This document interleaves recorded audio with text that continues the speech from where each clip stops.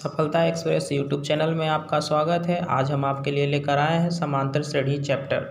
जैसे कि मैथ में एक समांतर श्रेणी चैप्टर है जिसे अंग्रेजी में अर्थमेटिक प्रोग्रेशन या एपी शॉर्ट फॉर्म में बोलते हैं। सबसे पहले जानेंगे समांतर श्रेणी है क्या।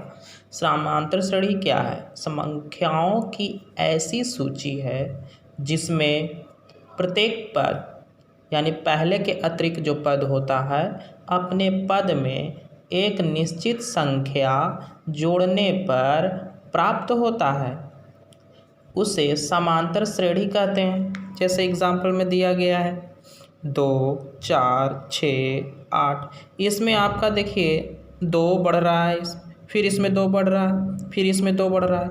इसको हम समांतर श्रेणी कहते हैं। इसमें भी 2 बढ़ रहा है, इसमें भी 2 बढ़ रहा है, इसमें भी, ये भी समांतर। यहाँ से देखिए इस दोनों का डिफरेंस 10 है, तो यहाँ भी 10 है और ये यहाँ भी 10 है। उसी प्रकार ये 8 है तो यहाँ 6 हो गया है, तो इसमें 2 जुट रहा है, इसमें भी 2 जुट रहा है। इस तरह से आगे भी जारी रहेगा, तो ये समांतर श्रेणी होता है। अब जैसे कि इसमें एक और है कि ये दोनों को जब ये दोनों इसको पद बोलते हैं, यह पहली पद है, यह दूसरी पद है। तो इसको अगर एक बात है जो कहते हैं डिफरेंस डी यानी सार्वंतर बोलते हैं। यानी ये दोनों का जो डिफरेंस होता है यानी घटाने के बाद उसको हम लोग कहते हैं सार्वंतर। एक निश्चित संख्या सार्वंतर होती है जिसे कॉमन डिफरेंस भी कहते हैं। यह चाहे तो धनात्मक यानी कि प्लस में भी हो सकता है और ऋणात्मक भी यानी कि माइनस में भी ये संख्या हो सकती है, या फिर 0 यानी शून्य 0 भी हो सकती है। इसे किस से निरूपित करते हैं? डी से निरूपित करते हैं। अब है आपका इसमें दूसरा पॉइंट ये है कि ये व्यापक रूप है समांतर श्रेणी का। तो बढ़ता कैसे है ना, ये भी देखिए सब बढ़ रहा है। कैसे बढ़ता है? इस व्यापक रूप कहलाती है जिसमें ए को यानी ये है जो पहला पद होता है और ये दूसरा। ऐसे आप हम लोग टर्म में भी बोलते हैं, ये फर्स्ट टर्म है, ये सेकंड टर्म और ये थर्ड टर्म, फोर्थ टर्म, इस तरह से आते रहती है। और सार्वंतर कहते हैं डी को, ये दोनों का डिफरेंस। अब जैसे कि डी ए जे को सार्वंतर कहते हैं तो डी निकालने के लिए क्या है? A2 - A1 यानी कि ए है जो A1 है तो ये क्या है? A2 है। तो इसमें से इसको घटाते हैं तो हमारा क्या प्राप्त होता है? सार्वंतर यानी डी। तो एक कॉमन डिफरेंस बराबर हम देखो इसमें से अगर हम निकालते हैं ये वाला फॉर्मूला पर बैठा के इसमें देखते हैं बैठाकर, तो A2 कितना है? A + D। अब घटाना है हमें क्या? A1 क्या है? A1 A है, सिर्फ A। तो ये माइनस माइनस क्या हो जाए? कैंसिल, आ गया D बराबर D।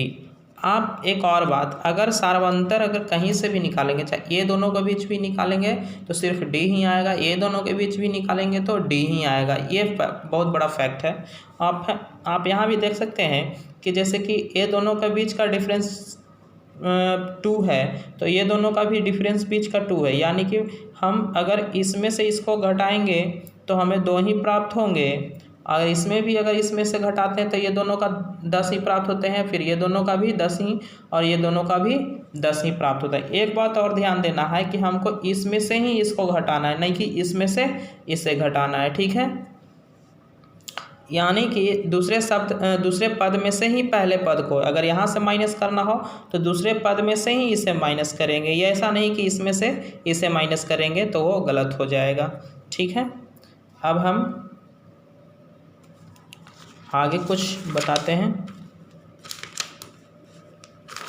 एक बार पहले सब उतारने का कोशिश करें, अगर इससे लिखने में थोड़ी आसानी होगी।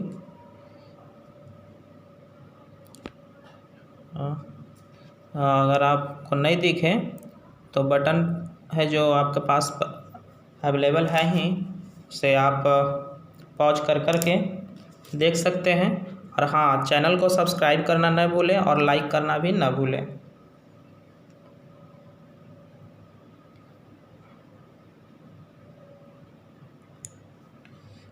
जैसे कि लेसन 5 में समांतर श्रेणी का एक पहला क्वेश्चन है जो हम आपको बताते हैं। एक बात और है, देखिए एक्सरसाइज 5.1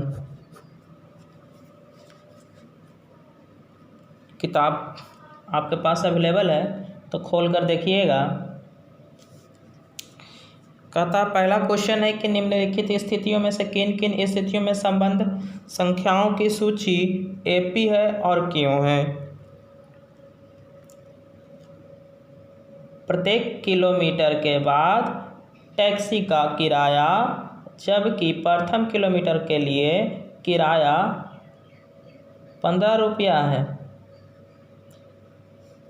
और हर एक प्रत्येक किलोमीटर में 8 रुपये की किराया क्या अतिरिक्त लगता है। तो ये तुम्हारा एपी में है या नहीं, यानी कि समांतर श्रेणी में है या नहीं, उसके लिए हम इसको चेक कर लेंगे।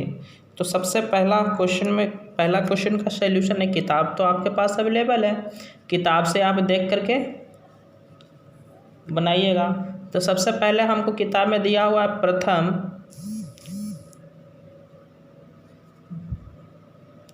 प्रथम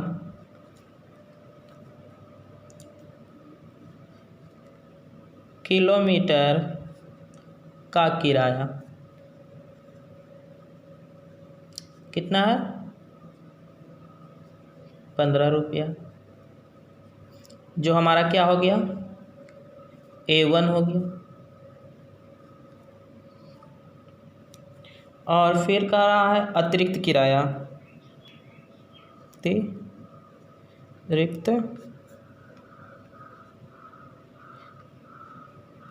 किराया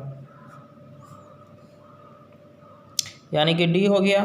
ये 8 रुपया है जो बढ़ते जाती है, यानी कि जो हमारा श्रृंखला यानी श्रेणी जो बनेगा,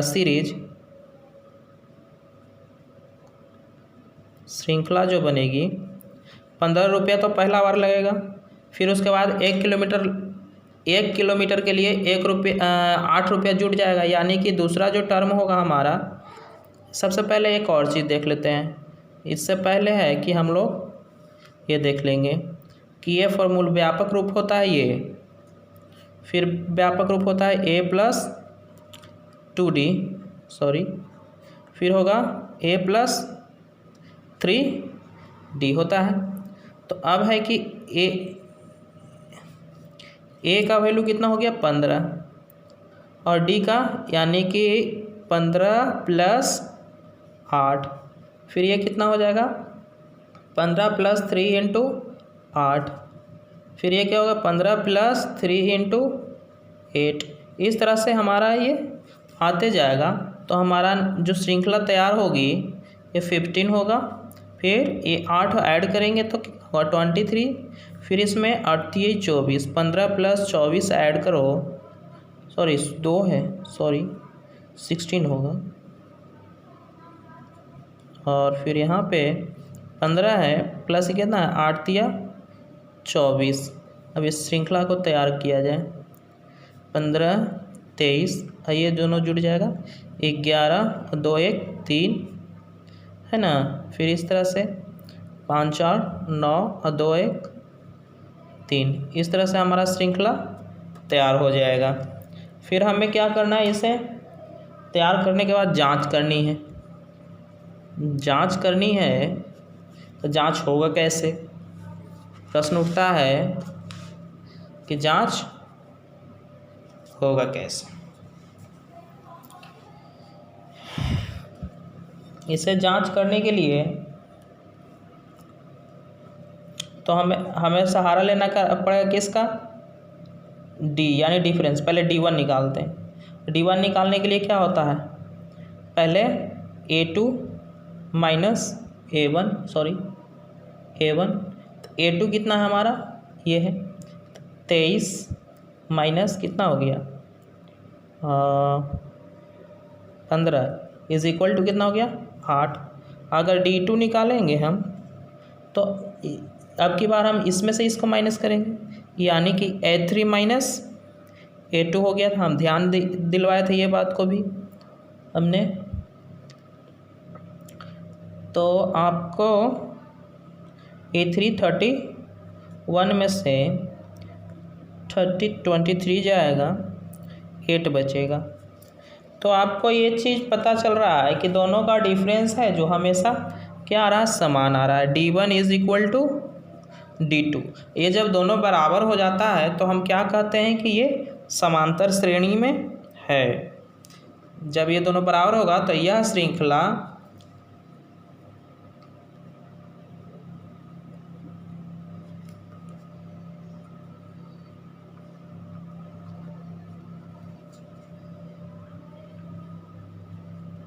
श्रेणी में है, ये आंसर होगा। ठीक है, ये आपका पहला क्वेश्चन था।